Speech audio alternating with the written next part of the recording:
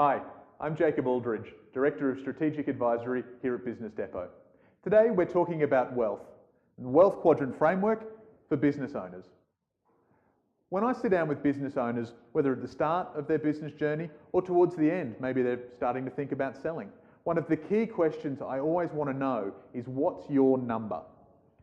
What I'm really asking is, what is the dollar amount that you feel you need sitting in a wealth quadrant in order to retire, to live the rest of your life with the freedom to do whatever it is that you want?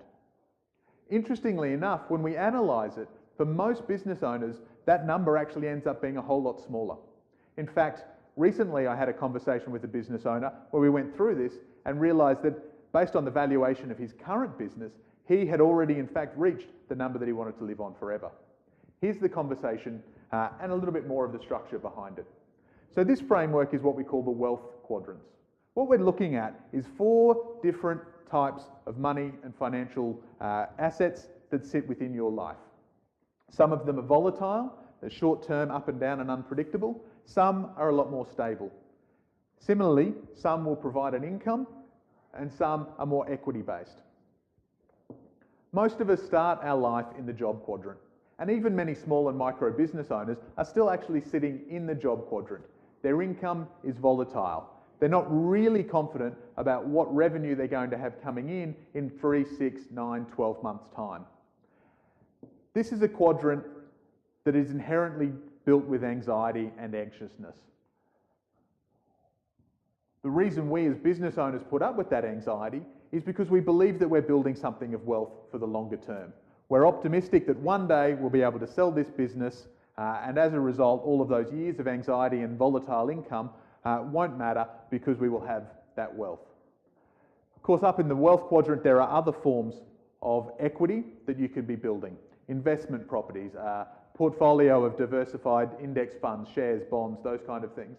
You could even have a systemised business that is not dependent on you at all, sitting up here providing you with some long-term value.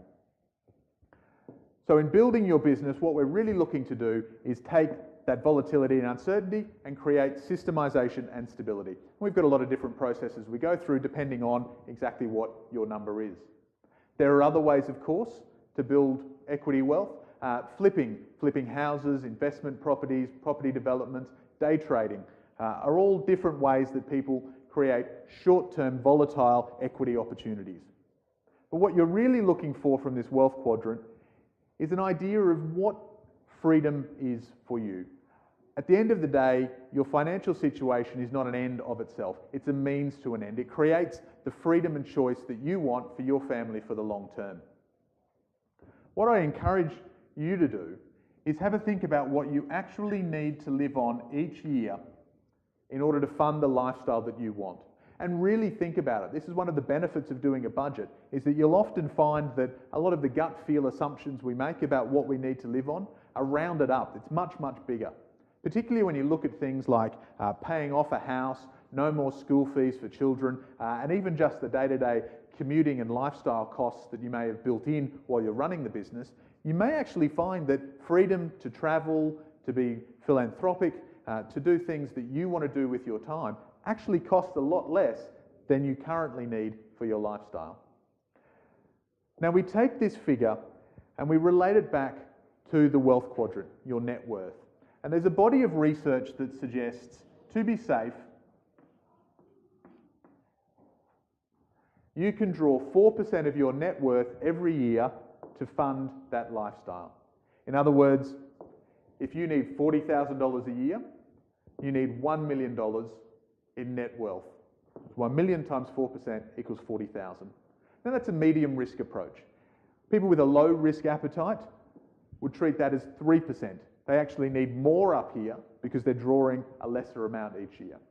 Those of us, and many business owners like myself and my clients, find that they've got a higher risk profile. They may want 5%, which means they actually need a smaller amount here to fund that year after year after year. The great thing about the freedom quadrant is that it doesn't necessarily mean retirement.